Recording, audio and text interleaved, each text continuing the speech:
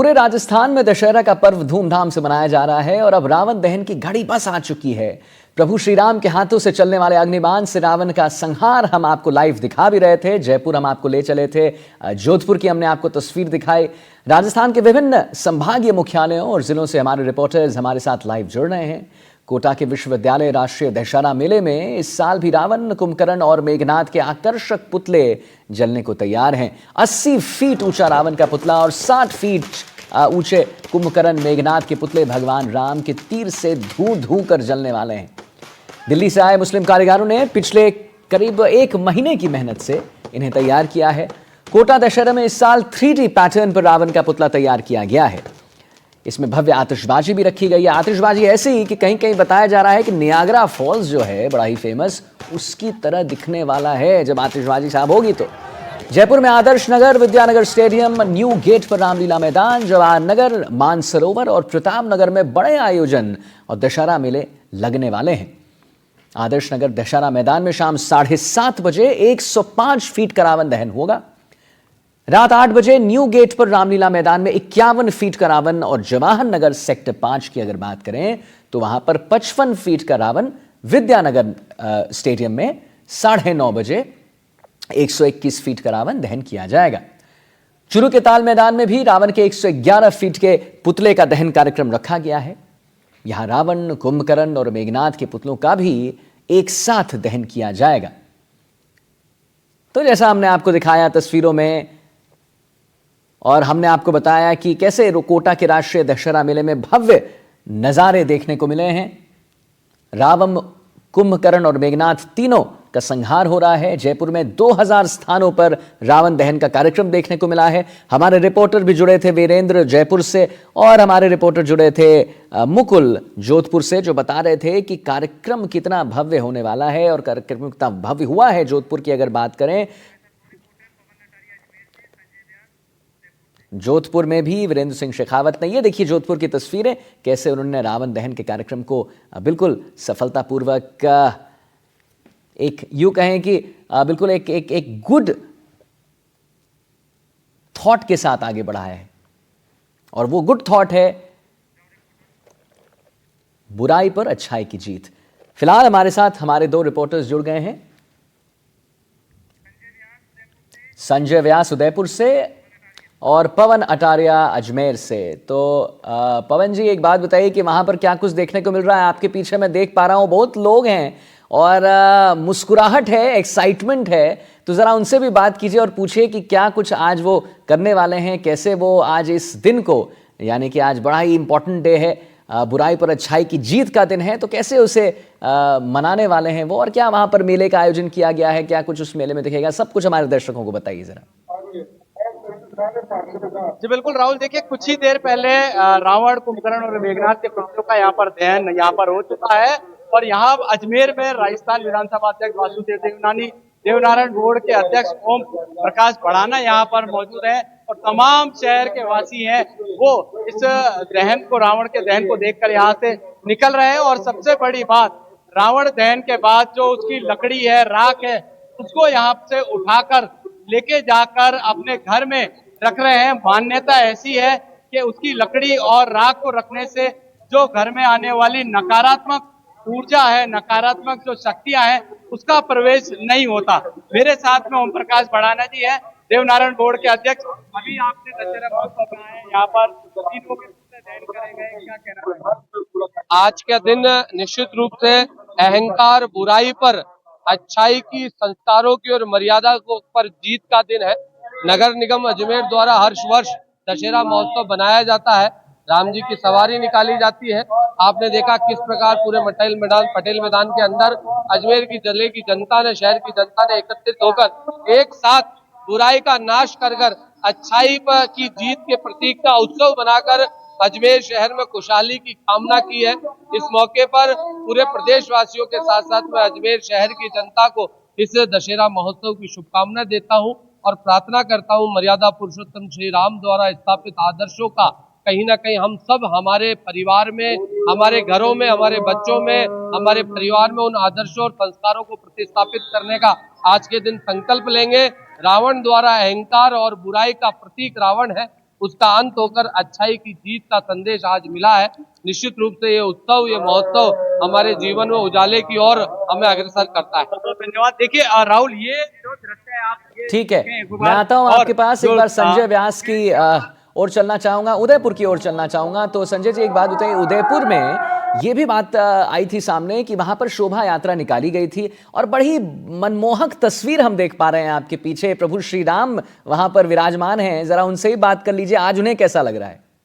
बिल्कुल बिल्कुल, मेरे साथ प्रभु श्री राम है जिन्होंने आज रावण का दहन करा है, और मैं आपको उनसे कान में लगा के बात कराना चाहूंगा। बताइए कि आज के दिन कैसा लग रहा है आपको? आज के दिन मेरे को बड़ा गर्व का फील हो रहा है।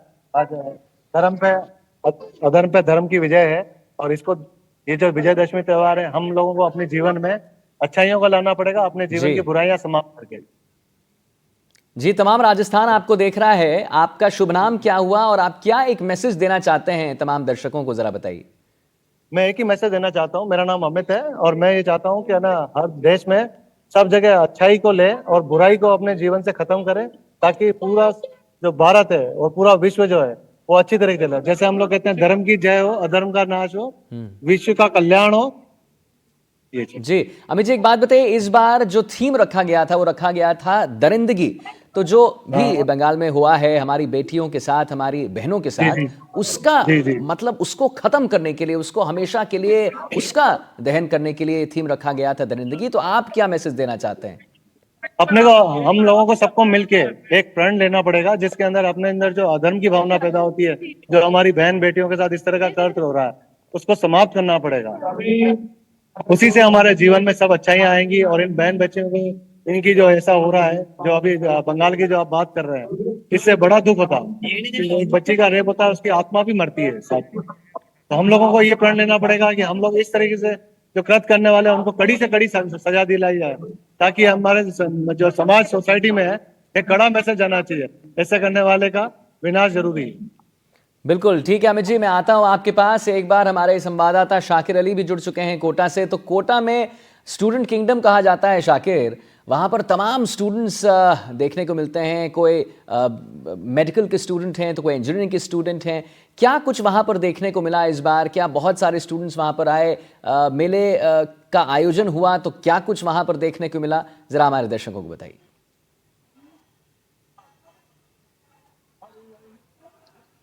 जी देखिए, रावण दहन की तैयारी की जा रही है। तस्वीरें दशहरे मैदान से हम दिखा रहे हैं। विशाल रावण का पुतला और कुंभकर्ण मेघनाथ का पुतला यहाँ पर आ डटा है। कुछ देर बाद जो है इनका दहन होगा। 80 फीट का ये रावण है, और क्योंकि शहरवासियों में दशहरे को लेकर जो उत्साह है वो देखते ही बन रहा था। विधि विधान से पूजा अर्चना की जा रही है, और कुछ देर बाद जो है रावण के पुतले का दहन होगा। इससे पूर्व जो है पूर्व राजघराने की ओर से जो दरी खाने का आयोजन किया जाता है हर साल, वो इस साल भी आयोजित हुआ। भगवान लक्ष्मी नारायण जी की सवारी यहाँ से यहाँ पहुंच चुकी है, और जो राज परिवार के सदस्य हैं, इजराज सिंह पूर्व सांसद, वो जो है पूजा अर्चना अभी कर रहे हैं, और इसके बाद में रावण का दहन होगा। ये जो हुजूम लोगों का पहुंचा है, यहाँ पर बड़ी तादाद में जो है लोग साथ पहुंचे हैं। अच्छा शाकिर, एक बात बताइए कि कोटा में राजस्थान का सबसे बड़ा और पुराना दशहरा मेला लगता है, 131 साल पुराने मेले से जुड़ी एक कहानी है। क्या है वो कहानी, जरा हमारे दर्शकों को बताइए। जी देखिए, कोटा का जो ये दशहरा है, पहले जो है ये परंपरागत अंदाज में भरा करता था, लेकिन इस साल जो है जैसे जैसे वक्त तब्दील हुआ, ये आधुनिक होता चला गया। और दशहरे की जहाँ तक बात है, यहाँ पर जो है पूर्व राज परिवार की ओर से जो है ये रवायत जो है लंबे समय से निभाते आ रहे हैं। भगवान लक्ष्मी नारायण जी की सवारी जो है दशहरे के दिन जो है गढ़ पैलेस से शुरू होती है। उससे पहले जो दरी खाने का आयोजन होता है, उसमें पूरे राज परिवार के सदस्य मौजूद रहते हैं।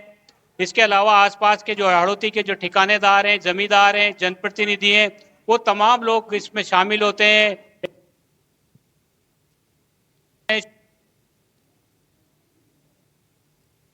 ठीक है शाकिर, ठीक है शाकिर, मैं आता हूं आपके पास। एक बार संजय जी के पास चलना चाहूंगा। तो संजय, आपके जगदेव भी जुड़ गए हैं हमारे साथ सीकर से। एक बार सीकर की ओर चलना चाहूंगा। सीकर में क्या कुछ माहौल, जगदेव जी जरा हमारे दर्शकों को बताइए। राहुल, आपको बताना चाहूंगा, सीकर में जो है इस बार श्री कल्याण सांस्कृतिक मंडल की ओर से जो है 72वां जो है दशहरे का आयोजन किया जा रहा है। यहाँ जो है इस समय हम जो है सीकर शहर के रामला मैदान में खड़े हैं, जहाँ आप देख सकते हैं पीछे की साइड, यहाँ जो है दशहरे का आयोजन किया जा रहा है और थोड़ी देर में यहाँ रावण के पुतले का दहन भी किया जाएगा। यहाँ जो रावण का दहन करने के लिए भगवान श्री राम, लक्ष्मण, हनुमान सहित उनकी सेना यहाँ पहुंच चुकी है और यहाँ आप देख सकते हैं हजारों की संख्या में जो है बड़ी तादाद में यहाँ जो लोग रावण का दहन देखने के लिए यहाँ रामला मैदान में पहुंचे हैं। और सांस्कृतिक मंडल की ओर से ये जो आयोजन किया जाता है, इस रावण दहन से पहले जो रघुनाथ जी के मंदिर से भगवान श्री राम की शोभा यात्रा निकाली गई थी, उसमें हजारों की संख्या में लोग मौजूद थे और कुछ ही देर बाद में यहाँ अभी जो है भगवान राम की जो है झांकी यहाँ शोभा यात्रा पहुंची है और आतिशबाजी, रंग बिरंगी आतिशबाजी यहाँ की जा रही है और कुछ समय बाद में भगवान श्री राम अपने तेज कमान से जो है रावण के पुतले का दहन करेंगे और यहाँ बड़ी संख्या में भगवान श्री राम के जयकारे भी लगाए जा रहे हैं। और यहाँ आप देख सकते हैं रंग बिरंगी जो आतिशबाजी है, आतिशबाजी भी सांस्कृतिक मंडल की ओर से की जा रही है। इसके बाद में जो दशहरे का जो आयोजन होगा, पुतले का दहन होगा, उसके बाद में साधु संतों और शहर के जो गणमान्य लोग हैं उनकी मौजूदगी में भगवान श्री राम का राज तिलक का आयोजन भी किया जाएगा। और आप देख सकते हैं भगवान श्री राम अब से कुछ ही समय बाद में जो है तीर तलाशी से रावण के पुतले का दहन करेंगे। जी राहुल। ठीक है, तो एक बार उदयपुर चलना चाहूंगा। उदयपुर में भी शोभा यात्रा निकाली जाती है, ये भी बात सामने आई है कि उदयपुर में भी शोभा यात्रा निकाला जाता है और लंका दहन के बाद 70 फीट के रावण को जलाया जाता है। वहां पर क्या कुछ जानकारी?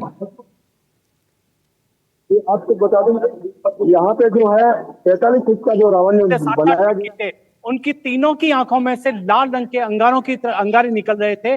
और यहाँ पर परंपरा भी है कि जैसे ही रावण दहन के बाद जो लकड़ी होती है उसको घर ले जाया जाता है। माना जाता है रावण दहन के बाद जो लकड़ी ले जाई जाती है वो शुभ मानी जाती है यहाँ पर। तो लोग बाग यहाँ पर उस लकड़ी को भी ले जा रहे हैं। और मैं आपको बता दूं कि जिस तरह से शोभा यात्रा की बात कही, अब आधुनिक तौर भी आ गया है।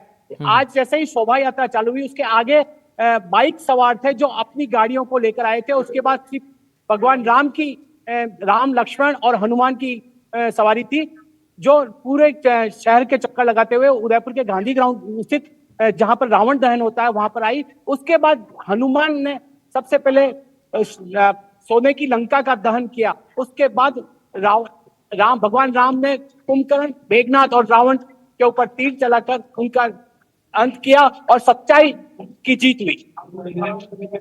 चलिए ठीक है, तो एक बार सीकर की ओर चलना चाहूंगा। सीकर से भी लाइव तस्वीरें हम देख पा रहे हैं। सीकर में क्या कुछ देखने को मिल रहा है, जरा दिखाइए हमारे दर्शकों को।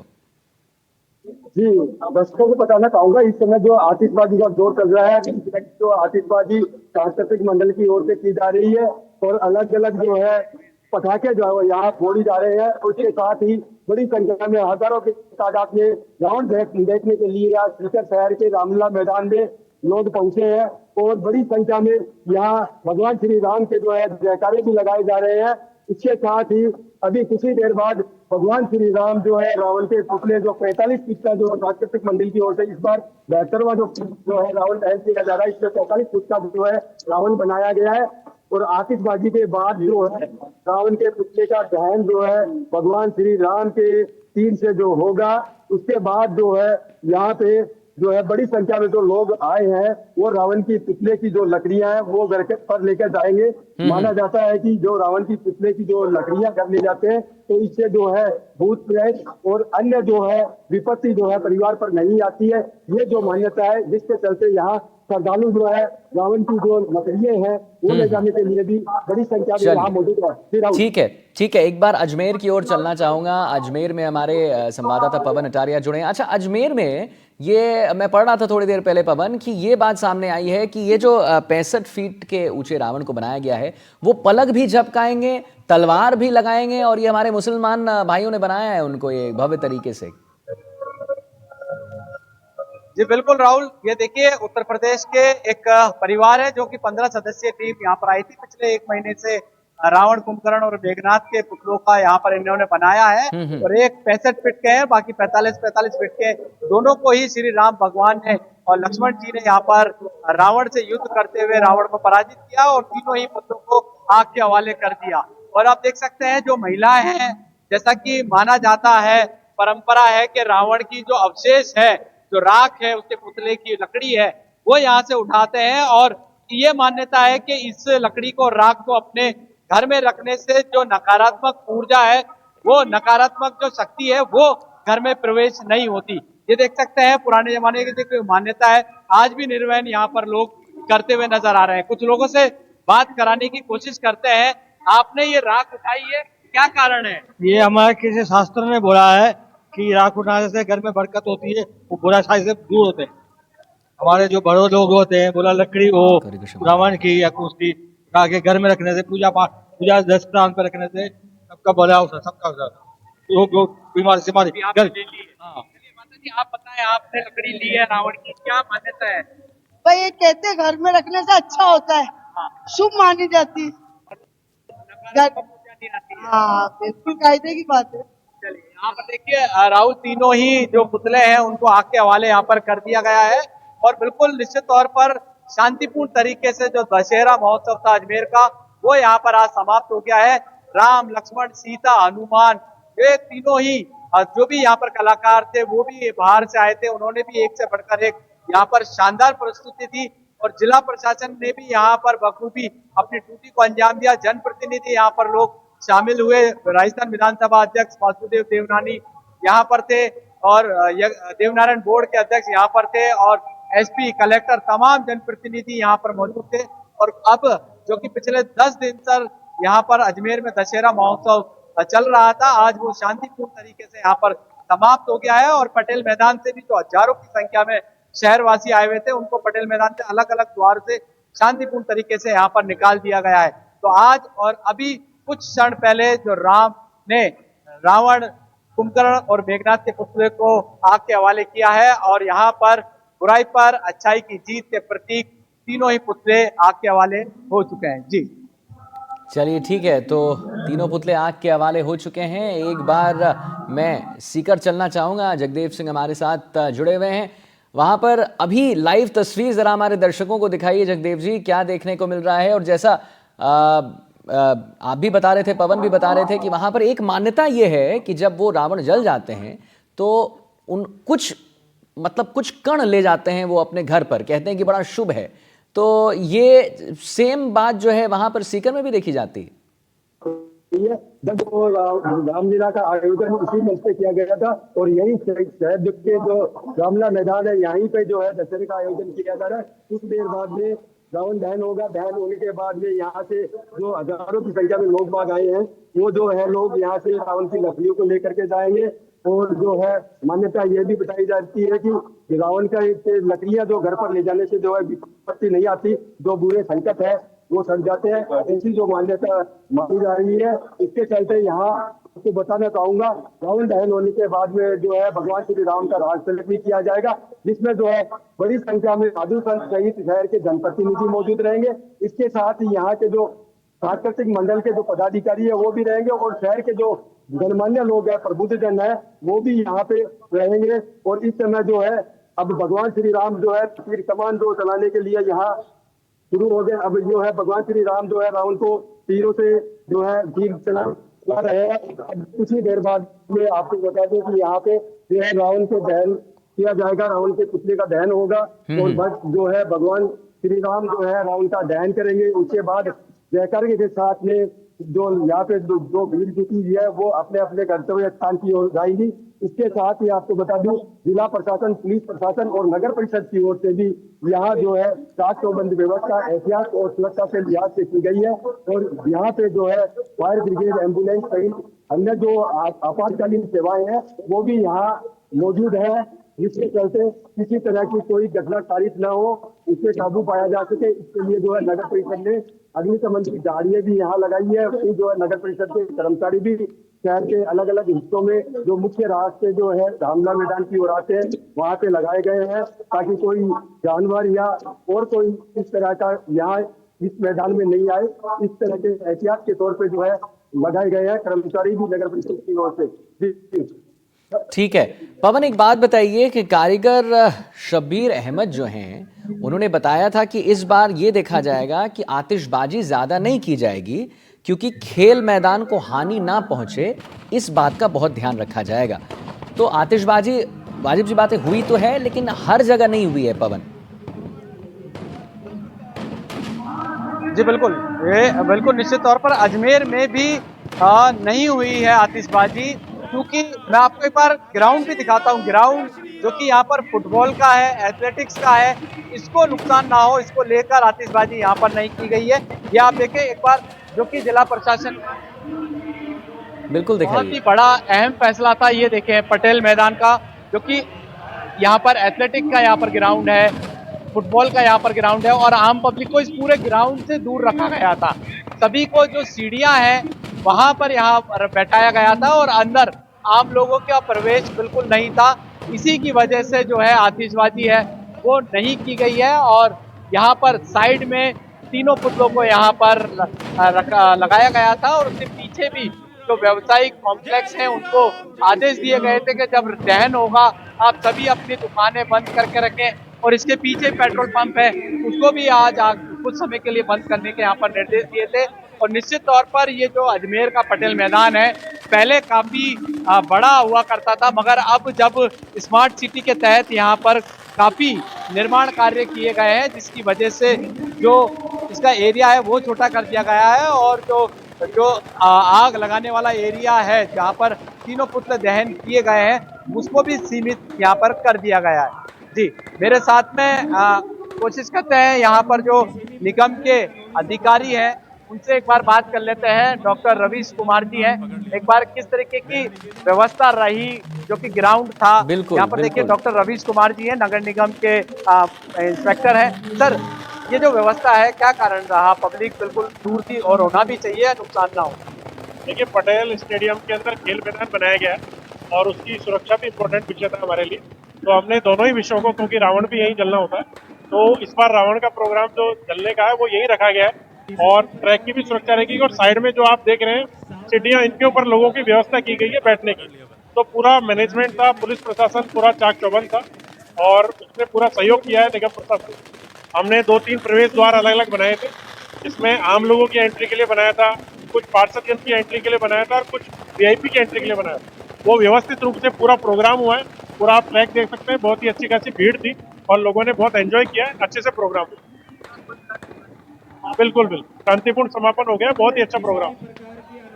डॉक्टर रवि सावरिया और नगर निगम में ये इंस्पेक्टर है, इन्होंने जो व्यवस्था है उसके बारे में जानकारी दी। जी राहुल। बिल्कुल, तो कहीं ना कहीं पवन ना, ये जो है ये एक सराहनीय चीज़ है जो की गई है, और लोगों ने भी इसे माना है। मतलब आप ये मुझे बताइए हमारे दर्शकों को कि ऐसा तो नहीं था कि लोग कहीं जाकर आतिशबाजी करने लगे या कुछ हुड़दंग करने लगे। नहीं, लोगों ने भी माना, उन्हें भी लगा कि खेल का मैदान है, हमें उसे बिल्कुल भी टच नहीं करना चाहिए, हमें उसे बिल्कुल भी कहीं से भी परेशानी का एक इम्पॉर्टेंट आदमी नहीं बन जाना चाहिए। लोगों ने भी इसको माना अच्छे तरीके से। जी बिल्कुल, जो व्यवस्था है प्रशासन की उसका आम पब्लिक मैं आपके पास आता हूँ, एक बार आता हूँ पवन, एक बार संजय जी हमारे साथ जुड़ चुके हैं। तो संजय जी, जरा आपके समक्ष जो वहाँ पर रावण हैं उनसे बात करिए, उनसे पूछिए कि आज उन्हें कैसा लग रहा है और क्या एक्साइटमेंट उनके अंदर चल रहा है।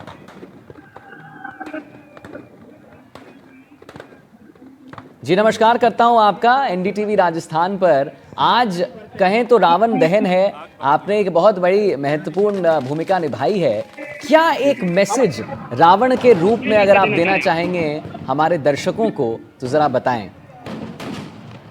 देखिए, रावण के थ्रू मैं आज मैं ये मैसेज देना चाहता हूँ कि हर साल हम रावण को जलाते हैं, पर हम अपने अंदर की बुराइयों को नहीं जला पा रहे। जो आज समाज में हालात हो रहे हैं, जो आज पूरे विश्व में हालात हो रहे हैं, आतंकवाद, उग्रवाद और पता नहीं कितनी सारी बुराइयां जो इस संसार में फैल रही हैं, जब तक हम अपने अंदर के रावण, जब तक हम जी आप अपनी बात बोलें, आप अपनी बात पूरी करें। अपने अंदर के रावण को खत्म नहीं करेंगे, अपने अंदर का रावण मतलब हम खुद की बुराइयों को खत्म नहीं करेंगे, तब तक हम विश्व में शांति नहीं ला सकते। आज ये जो विश्वदशमी का पर्व होता है, सनातन धर्म एक ऐसा धर्म है जो शांति की मिसाल है और जो शांति के लिए आपको संदेशा देता है। तो आप उस शांति के लिए इस विश्व में शांति के लिए सब अपने अपने आप को सुधारना शुरू करेंगे। अगर मैं कहूँ कि मैं अपने आप को सुधारूंगा तो मैं समाज अपने आप सुधरेगा। समाज का हर व्यक्ति अगर अपने अंदर झांक के देखेगा तो वो सुधरेगा। मैं समाज को सुधारने जाऊंगा तो कुछ भी नहीं होगा। जब मैं अपने अंदर सबको सुधारूंगा तो उसके बाद जो है समाज भी सुधरेगा, देश भी सुधरेगा और ये विश्व भी सुधरेगा। मैं लोगों से यही कहूंगा कि अपने अंदर की जितनी बुराइयां हैं उन सबको खत्म करो और वापस श्री राम का राज बनाओ। जी बिल्कुल। और अंत में हुआ ये था कि जब रावण का वध हुआ था तो उन्होंने एक ही बात कहा, उन्होंने कहा था कि मुझे सब पता था और मैं सब जानता था और मैं आपको नमन करता हूं और प्रणाम करता हूं। तो बहुत बहुत धन्यवाद। हमारे तमाम जितने भी रिपोर्टर्स थे लाइव जुड़ रहे थे। पूरे राजस्थान में हम आपको बता दें दशहरे का पूर्व धूमधाम से मनाया जा रहा था और अब रावण दहन की घड़ी भी आ गई। हमने आपको लाइव तस्वीरें दिखाया कि क्या वहां पर हो रहा था, कैसे मेले के आयोजन किए जा रहे थे, प्रभु श्री राम के हाथों से चलने वाले अग्निबाण से रावण का संहार कैसे हुआ वो भी हमने आपको दिखाया।